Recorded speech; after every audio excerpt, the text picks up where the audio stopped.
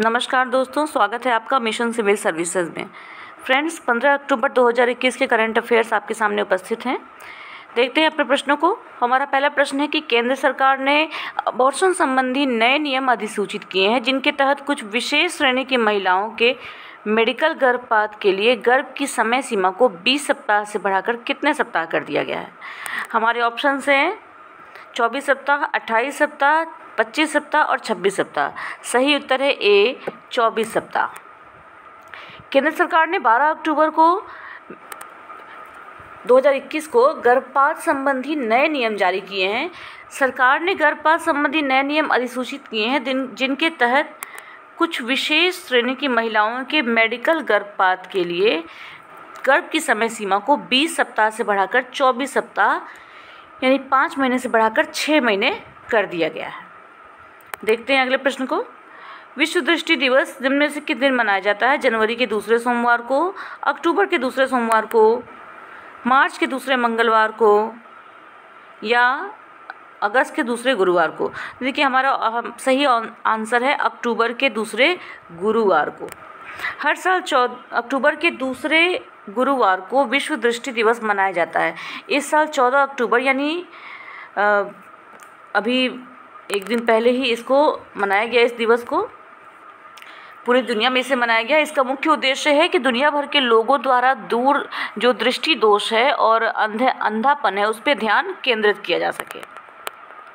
अगले प्रश्न पे चलते हैं। अगला प्रश्न है हमारा कि किस कंपनी के मुख्य कार्यकारी CEO को ग्लोबल बिजनेस सस्टेनेबिलिटी लीडरशिप के लिए इस साल प्रतिष्ठित CK प्रहलाद पुरस्कार से सम्मानित किया गया। हमारे ऑप्शन है सत्य नडेला यानी माइक्रोसॉफ्ट CEO, सुंदर पिचाई यानी गूगल CEO, मार्क जुकरबर्ग यानी फेसबुक CEO और अरविंद कृष्णा यानी IBM CEO। हमारा सही उत्तर है ए, सत्य नडेला यानी माइक्रोसॉफ्ट के CEO को। अगली देखिए, माइक्रोसॉफ्ट के जो मुख्य कार्यकारी अधिकारी हैं और भारतीय अमेरिकी सत्य नडेला हैं, इन्हें ग्लोबल बिजनेस सस्टेनेबिलिटी लीडरशिप के लिए इस साल प्रतिष्ठित CK प्रहलाद पुरस्कार से सम्मानित किया जाएगा। भारतीय और अमेरिकी प्रहलाद को सम्मानित करने के लिए कॉर्पोरेट इको फोरम के आग्रह पर 2010 में इसकी शुरुआत की गई थी। प्रहलाद फोरम के संस्थापक जो थे, जो भी संस्थापक सलाहकार थे, वो बोर्ड सदस्य थे। आगे बढ़ते हैं। नेक्स्ट है कि केंद्रीय मंत्रिमंडल ने कितने सरकारी क्षेत्र के साथ साथ निजी क्षेत्र के स्कूलों को सैनिक स्कूल सोसाइटी से संबद्धता देने के लिए अपनी मंजूरी दे दी है।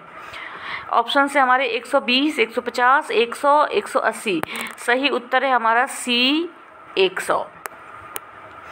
केंद्रीय मंत्रिमंडल ने सैनिक स्कूल सोसाइटी के साथ सरकारी और निजी क्षेत्र के 100 विद्यालयों की संबद्धता को मंजूरी दे दी और साथ ही साथ इसका मकसद जो है वो बच्चों में मूल्य आधारित शिक्षा, चरित्र के साथ प्रभावी नेतृत्व, अनुशासन, इन सब चीज़ों को बढ़ावा देना है। प्रधानमंत्री नरेंद्र मोदी के नेतृत्व में इस बैठक में इस बात को मंजूरी दी गई। सरकार का कहना है कि सैनिक स्कूलों में आकांक्षी माता पिता और बच्चों की पहुंच के भीतर न केवल मूल्य आधारित उत्तम गुणवत्ता वाली शिक्षा प्रदान की गई है, बल्कि साधारण पृष्ठभूमि से उच्चतम स्तर पर पहुंचते हुए विद्यार्थियों का गौरवशाली इतिहास भी प्रस्तुत किया है। अगले प्रश्न पे चलते हैं। केंद्र सरकार ने हरियाणा राज्य के किस शहर में हेली हब बनाने की मंजूरी दी है। सही हमारे जो जितने भी ऑप्शन हैं वो हैं पानीपत, फरीदाबाद, अम्बाला, गुरुग्राम और इसका सही उत्तर है B, D, गुरुग्राम। देखिए, हरियाणा के गुरुग्राम में हेली हब बनाने की तैयारी है। यहाँ से हेलीकॉप्टर न सिर्फ उड़ान भरेंगे बल्कि हेलीकॉप्टर पार्किंग से लेकर मरम्मत, ईंधन भरवाने की सुविधा सब कुछ यहाँ उपलब्ध होगी। केंद्रीय नागरिक उड्डयन मंत्रालय ने इसकी मंजूरी दे दी। इस हेली हब से गुरुग्राम शहर और शहर के बाहर दूसरे राज्यों के लिए भी हेलीकॉप्टर अपनी क्षमता के अनुसार उड़ान भर सकेंगे। देश भर में 5 हेली हब बनाए जाने हैं। इनमें मुंबई के जुहू पर 20 से 25 हेलीकॉप्टर एक साथ संचालित करने की क्षमता वाला हेली हब बनेगा, तो गुरुग्राम में इसकी क्षमता 30 से 35 होगी। चलते हैं अब अपने अगले प्रश्न पर। केंद्र सरकार ने किसे एक बार फिर से बाल अधिकार संरक्षण आयोग NCPCR का अध्यक्ष नियुक्त किया है। इसके जो हमारे ऑप्शंस हैं वो है सरिता देवी, अनीता हंसदानी, प्रियंका कानूनगो और अवनी चतुर्वेदी। सही आंसर है C, प्रियंका कानूनगो। सरकार ने प्रियंका कानूनगो को एक बार फिर से राष्ट्रीय बाल अधिकार संरक्षण आयोग का अध्यक्ष नियुक्त किया है। सरकार की तरफ से जो गजट अधिसूचना जारी की गई है उसके अनुसार प्रियंका कानूनगो का नया कार्यकाल 17 अक्टूबर से आरंभ होगा और ये 3 साल की अवधि तक या अगले आदेश तक इस पद पर बनी रहेंगी। कानूनगो को 2018 में आयोग का अध्यक्ष नियुक्त किया गया था। चलते हैं अपने अगले प्रश्न पे। अगला प्रश्न है हमारा कि अंतर्राष्ट्रीय ई कचरा दिवस निम्नलिखित में से किस दिन मनाया जाता है। हमारे ऑप्शन से 14 अक्टूबर, 15 मार्च, 20 अप्रैल, 25 जुलाई। सही आंसर है ए 14 अक्टूबर। देखिए, विश्व भर में प्रतिवर्ष 14 अक्टूबर को ई कचरे के स्वास्थ्य प्रभावों के संबंध में जागरूकता पैदा करने हेतु अंतर्राष्ट्रीय ई कचरा दिवस का आयोजन किया जाता है। इस दिवस की शुरुआत waste electrical and electronic forum के द्वारा यानी WEEF के द्वारा 2018 में की गई थी। जुलाई 2020 में संयुक्त राष्ट्र विश्वविद्यालय द्वारा एक रिपोर्ट जारी की गई जिसमें ये बताया गया था कि वर्ष 2020 और 2030 की अवधि में वैश्विक ई कचरे में तकरीबन 38% तक की बढ़ोतरी हो सकती है। 8वां प्रश्न हमारा है कि केंद्र सरकार ने 12 अक्टूबर 2021 को फॉस्फेटिक और पोटैश खाद पर कितने करोड़ रुपए की शुद्ध सब्सिडी की घोषणा की। हमारे ऑप्शंस हैं 18,655 करोड़ रुपए, 28,655, 38,655 और 10,655। सही आंसर है हमारा बी यानी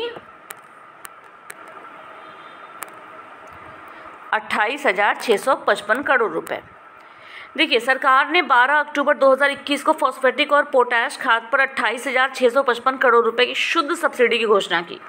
प्रधानमंत्री नरेंद्र मोदी की अध्यक्षता में आर्थिक मामलों की कैबिनेट बैठक जो थी इसने 1 अक्टूबर 2021 से 31 मार्च 2022 तक के लिए फॉस्फेटिक और पोटैश खाद के लिए पोषक तत्वों के पर आधारित सब्सिडी दरों को मंजूरी दे दी है। केंद्र सरकार ने कहा है कि अतिरिक्त सब्सिडी से रबी सत्र 2021 से 22 के दौरान किसानों को सभी फॉस्फेटिक और पोटाश उर्वरकों को रियायती या सस्ती कीमतों पर आसानी से उपलब्ध कराया जा सकेगा। चलते हैं अपने 9वें प्रश्न पर। 9वां प्रश्न हमारा है कि निम्नलिखित में से किस देश ने दुनिया की पहली सेल्फ ड्राइविंग ट्रेन लॉन्च की। देखिए, दुनिया की पहली सेल्फ ड्राइविंग ट्रेन लॉन्च की है जर्मनी ने।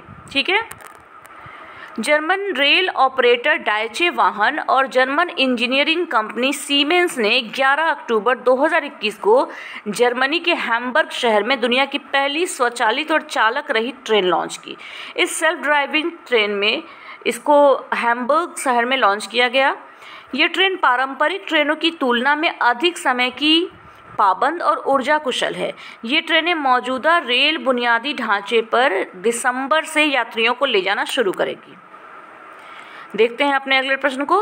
प्रधानमंत्री नरेंद्र मोदी का सलाहकार निम्न में से किसे नियुक्त किया गया है। अमित खरे, सत्येंद्र नाथ राय, गिरीश कुमार मिश्रा, दीपक गुप्ता। सही उत्तर है ए अमित खरे। देखिए, जो भी झारखंड कैडर के ये IAS अधिकारी हैं अमित खरे, जिन्हें प्रधानमंत्री का सलाहकार यानी PM एडवाइज़र नियुक्त किया गया है। इसकी मंजूरी कैबिनेट की संयुक्त समिति ने इसकी जो नियुक्ति समिति होती है कैबिनेट की इसने इस बात की मंजूरी दी है। और अमित खरे प्रधानमंत्री ऑफिस में भारत सरकार के सचिव के स्केल और रैंक पर अनुबंध पर नियुक्त किए गए हैं। 1985 बैच के IAS अधिकारी अमित खरे 30 सितंबर को ही उच्च शिक्षा सचिव के रूप में रिटायर हुए थे। ठीक है, ये हमारे आज के प्रश्न थे। फ्रेंड्स, अगर आपने हमारे चैनल को अभी तक सब्सक्राइब नहीं किया है तो इसे सब्सक्राइब कर लें और अगर आपको हमारी मेहनत पसंद आए तो इस वीडियो को लाइक और शेयर भी करें। साथ ही साथ अगर किसी तरह का सुधार, किसी तरह की इम्प्रूवमेंट आप चाहते हैं, कोई नई शुरुआत आप चाहते हैं तो हमें कमेंट बॉक्स में ज़रूर ही अपना फीडबैक दें। इसके अलावा 10,000 प्रश्नों की जो GS की श्रृंखला है वो भी हमारी चल रही है। इस श्रृंखला में और भी प्रश्न हम जल्दी ही लाने वाले हैं आपके लिए, तो बने ही रहिए हमारे साथ और देखते रहिए हमारे वीडियोज़ को। ठीक है, तब तक के लिए थैंक यू।